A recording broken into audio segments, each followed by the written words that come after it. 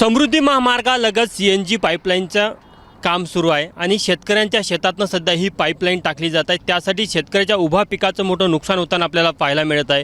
विशेष करून दाताळा ते गुमगाव या परिसरामध्ये ही जी पाईपलाईन चालली ही शेतकऱ्यांच्या शेतातनं चाललेली आहे। समृद्धी महामार्गापासून 20 मीटर आतपर्यंत शेतकऱ्यांचं शेत अधिग्रहित केलं जात आहे।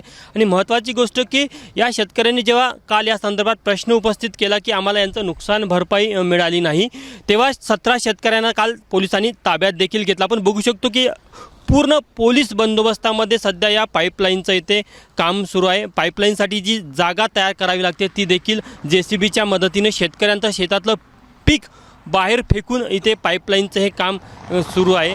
महत्त्वाची गोष्ट की गेल इंडिया लिमिटेड यांचं हे काम सुरू आहे आणि मुंबईवरनं समृद्धी महामार्गाने जे पाईपलाईन आली, मुंबईचा जो एंट्री पॉईंट आहे तिथपर्यंत तर समृद्धी महामार्गाच्या अगदी म्हणजे पाईपलाईनसाठी जागा सोडलेली होती, त्यामुळे शेतकऱ्यांचा तिथे तशी समस्या आली नाही।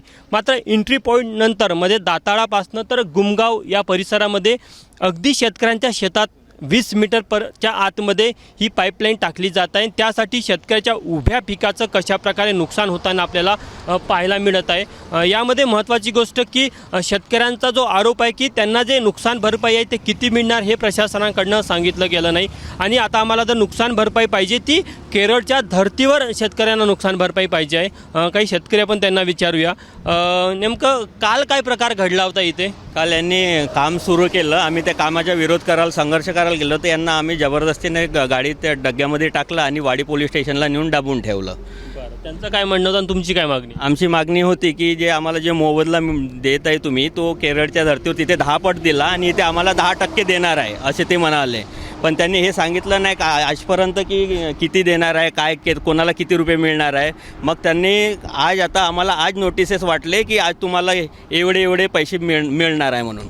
याच्या आधी तुम्हाला माहीत होतं पाईपलाईन जाणार तुमच्या शेतात? पाईपलाईन जाणार हे थोडं फक्त त्यांनी आम्हाला असे नोटीस पाठवले की फक्त तहसीलदारकडे मीटिंग आहे, कलेक्टर साहेबाकडे मीटिंग आहे 2 वाजता 3 वाजता, बस बाकी असं काही हे नाही।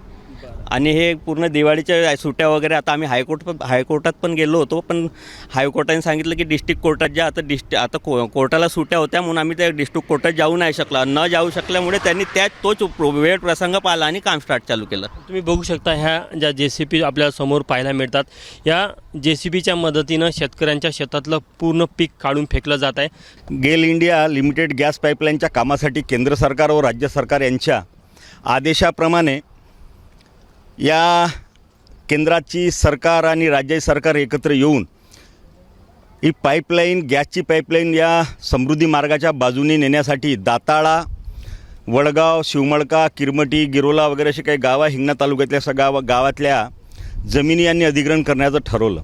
या अनुषंगाने यांनी 1 वर्षाआधी तहसीलदार आणि जिल्हाधिकाऱ्याकडे साहेबांकडे यांच्या मीटिंग्स घेतल्या, परंतु केंद्र सरकारच्या काय गाईडलाईन्स आहे, राज्य सरकारच्या काय गाईडलाईन्स आहे त्या शेतकऱ्यांना समजून सांगितल्या नाही आणि त्याच्यामुळे शेतकरी आणि गेल प्रशासन किंवा जिल्हाधिकारी प्रशासन यांच्यामध्ये गैरसमजाची भावना तयार झालेली आहे। वास्तविक पाहता ज्या शेतकऱ्यांचं काम तुम्हाला करायचं आहे, ज्या शेतकऱ्याच्या शेतामध्ये काम करायचं आहे त्याची परवानगी घेणं आवश्यक होतं, पण त्यांनी परवानगी न देता या लोकांनी स्वतः कालचा सुट्टीचा दिवस, दिवाळी संपली आणि न्यायालय बंद असताना या लोकांच्या शेतामध्ये आपले जडजड वाहनं, मग पोकलँड असो, JCB असो, असे सगळे वाहनं, क्रेन असो, हे सगळे वाहनं आणून त्या शेतकऱ्यांच्या मालाची नासधूस केली, पिकाची नासाडी केली आणि त्याच्यामुळे शेतकऱ्यांचं फार मोठ्या प्रमाणात नुकसान झालेलं आहे। या नुकसानीची भरपाई आधी सर्वात आधी जिल्हाधिकारी महोदयांनी ताबडतोब त्या शेतकऱ्यांना द्यावी ही आमची पहिली मागणी आहे। आणि जे काही शेतकऱ्यांचं जमिनीचं नुकसान झालं, जी काही जमीन ती गेल कंपनी अधिग्रहण करणार आहे त्या कंपनीचा जिल्हाधिकारी महोदयाच्या मूल्यांकनाप्रमाणे फक्त गेलेल्या रेडी रेकनरच्या दराच्या 10% पैसे मिळणार आहे। परंतु आम्हाला असे नसून आम्हाला केरळ सरकारने केरळ राज्यामध्ये गेलच्याच पाईपलाईनच्या बाबतीमध्ये झालेल्या नुकसानीच्या 10 पट दिले, टक्के नको, आम्हाला पट पैसे पाहिजे आहे। ते 10 पट पैसे देणार असेल तर यांनी काम करण्यास आमची काही हरकत नाही, परंतु आमचा निषेध राहणार आहे। आम्ही आंदोलनाच्या रूपामध्ये आंदोलन करणार आहोत, न्यायालयामध्ये सुद्धा आम्ही दाद मागणार आहोत आणि या शेतकऱ्यांना न्याय मिळवून देण्यासाठी आम्ही रस्त्यावर उतरण्याची वेळ तर उतरणार आहोत। परंतु एक गोष्ट मला प्रामुख्याने सांगावीशी वाटते. या केंद्राचे मनमोहन सिंग साहेब या पद्धतीनं हे सगळे कार्यक्रम सुरू आहे आणि गेल कंपनी सामोर करायची आणि सगळा फायदा त्या अदानीला मिळवून द्यायचा हा मोदी साहेबाचा, नागपूरचे आमचे देवेंद्र फडणवीस साहेबांचा हा यांचा उपक्रम आहे. या उपक्रमाचा आम्ही निषेध करतो, पण शेतकऱ्याला न्याय मिळाल्याशिवाय आम्ही स्वस्थ बसणार नाही, हे आज आपल्याला धमकी वजा आंदोलनाची चेतावणी देतो. ॲक्च्युली आम्ही त्यांना ज्या नोटिसा, हा जो पाईपलाईन जी टाकत आहे 1962चा जो कायदा आहे केंद्र शासनाचा पाईपलाईन टाकण्याचा, त्यानुसार आपण ही पाईपलाईन टाकत आहोत. या कायद्यानुसार कुठलीही पाईपलाईन टाकत असताना म्हणजे त्यांची संपूर्ण अधिग्रहण काही होत नाही, फक्त पाईपलाईन टाकली जाते आणि जमीन त्यांना परत दिली जाते. कुठलीही जमीन गेलच्या नावावर किंवा कशाच्या नावावर काही ती होत नाही. आणि टाकत असताना ज्या काही कायद्याच्या अनुषंगाने नोटिसा द्यायचा आम्ही यांना प्रयत्न केला, ज्याच्यामधनं 3-1 नोटीस, 6-1 नोटीस हे द्यायचा प्रयत्न केला, पण त्यांनी नोटिसा स्वीकारण्याचा नकार दिला. त्यामुळे त्यांनी पोस्टाने पण पाठवल्या. आणि हे जे जमिनीचं जे अधिग्रहण आहे हे गेल कंपनी करत नसून, म्हणजे गेल कंपनीतर्फे जे शासनाचे जे उपजिल्हाधिकारी आहे, जे प्रतिनियुक्तीवर आमच्याकडे आहे, तेच अधिग्रहण करतात आणि मोबदला ठरवण्याचे पूर्णतः अधिकार त्यांना आहे. कायद्याप्रमाणे जो काही मोबदला त्यांना मिळाला पाहिजे 1962चा जो कायदा आहे त्याप्रमाणे संपूर्ण मोबदला आपण त्यांना देण्यास तयार आहोत आणि तो मोबदला तयारसुद्धा आहे. त्यांनी जर स्वीकारायचं म्हटलं तर तो मोबदला आपण त्यांना केव्हाही देऊ शकतो. त्यांचं असं म्हणणं आहे की तुम्ही 10% दिला रेडी रेकनरच्या, हां. केरळच्या धर्तीवर पाहिजे. नाही, तर केरळचा धर्तीचा म्हणजे त्यांचं केरळचा काय धर्ती आहे किंवा हे ते ती इथे आपल्याला लागू होऊ शकत नाही त्या ठिकाणी. आणि 10% मोबदला याच्यासाठी आहे की ती जमीनच्या खालून पाईपलाईन जाते आणि कायद्याने असं म्हटलं की जमीन तुमची होत नाही, जमीन त्यांना परत दिल्या जाते, त्यामुळे तो 10% मोबदला आहे. जमिनी यांना काही करता येईल का पुढे? बिलकुल संपूर्ण शेती किंवा फळबाग लावता येते किंवा कुठलं फक्त मोठं बांधकाम करता येत नाही. मोठं बांधकाम त्यांना जो काही पट्टा आहे त्या सोडून करावं लागतं, कारण की उद्या भविष्यामध्ये मला जर काही काम करायचं काम पडलं तर तो पट्टा आपल्याला आवश्यक आहे. उद्या जर समजा काही मेंटेनन्स करायचं आहे किंवा काही करायचं आहे तो पट्टा आवश्यक आहे. त्यामुळे त्या ठिकाणी आपल्याला फक्त मोठं बांधकाम वगैरे काही करता येत नाही.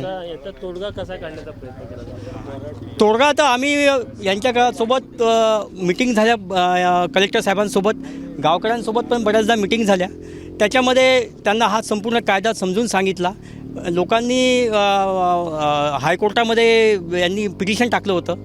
हायकोर्टातलं पिटिशनसुद्धा त्यांनी डिसमिस केलं आणि त्यांनी सांगितलं हायकोर्टाने की समजा जर तुम्हाला वाढीव मोबदला पाहिजे असेल तर तुम्ही खालच्या कोर्टामध्ये जा, आणि कोर्ट जे काही डिसाईड करेल ते आपल्याला बघता येईल. मग नंतर ते काय प्रश्न असा, आता शेतकऱ्यांच्या शेतात पीक आहे, बरोबर आहे, उन्हाळ्यामध्ये पण करता आलं असतं? नाही करताय सर, कारण की आता जो डेडलाईन आहे आपल्याला केंद्र सरकारतर्फे, ही पाईपलाईन लवकरात लवकर आपल्याला कंप्लीट करायची आहे, जेणेकरून संपूर्ण महाराष्ट्रामध्ये हा जो गॅस जो येत आहे, सगळे जसं आपण तुम्ही बघितलं असं मुंबई पुण्याकडे घरोघरी गॅस आहे, CNG आहे.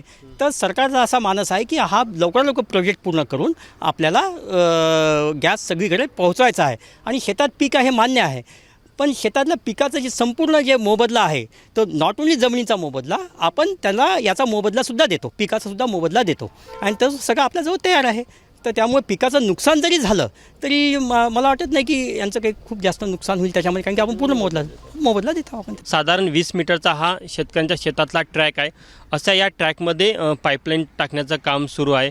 सुरुवातीला आपण एंट्री पॉईंटला बघितलं होतं की तिथे पाईपलाईन टाकण्याचं काम सुरू होतं, तर इथे हा ट्रॅक तयार केला जात आहे. आणि महत्त्वाची गोष्ट की या संदर्भात शेतकऱ्यांनी जेव्हा काल आवाज उठवण्याचा प्रयत्न केला, त्यांचं असं म्हणणं होतं की आम्हाला आधी मोबदला द्या, कारण की ही जमीन अधिग्रहित करताना मोठ्या अटी शर्ती आहे. कारण की या भागामध्ये म्हणजे 20 मीटरच्या ट्रॅकमध्ये शेतकऱ्यांना कोणतंही बांधकाम करता येणार नाही. इतकंच नाही तर शेती व्यतिरिक्त इतरही कोणतं काम तिथे करता येणार नाही, मोठे झाडं लावता येणार नाही, अशा प्रकारच्या अटी शर्ती आहे. त्यामुळे शेतकऱ्यांचं असं म्हणणं आहे की ही एक प्रकारे पूर्णपणे जमीन अधिग्रहितच होणार आहे, त्याचा पाहिजे तसा वापर शेतकरी करू शकणार नाही. त्यामुळे याचा जो मोबदला आहे तो योग्य मिळावा ही त्या शेतकऱ्यांची मागणी होती. मात्र काल पूर्ण पोलीस बंदोबस्त आणि पोलीस फोर्सचा वापर करून संपूर्ण शेतकऱ्यांना या भागातनं हुसकावून लावलं. 17 शेतकऱ्यांना ताब्यात देखील घेतलं गेलं होतं आणि नंतर शेतकऱ्यांना सोडून दिलं गेलं. मात्र हा प्रश्न या शेतकऱ्यांनी इथे उपस्थित केला की आम्हाला जो मोबदला पाहिजे तो केरळच्या धर्तीवर पाहिजे. आता प्रशासन यातनं कसा तोडगा काढतं हे देखील बघणं महत्त्वाचं राहणार आहे, कारण की ही पाईपलाईन पुढे छत्तीसगड असेल, मध्य प्रदेश असेल या भागामध्ये जाणार आहे. त्यामुळे हा एक संघर्ष आपल्याला नागपूर जिल्ह्यामध्ये पाहायला मिळत आहे आणि प्रशासन यातनं तोडगा काढण्याचा देखील प्रयत्न करताना दिसत आहे. कॅमेरामॅन व्यंकटेश नायडूसह तुषार कोहळे, ABP माझा, नागपूर. एबीपी माझा, उघडा डोळे बघा नीट.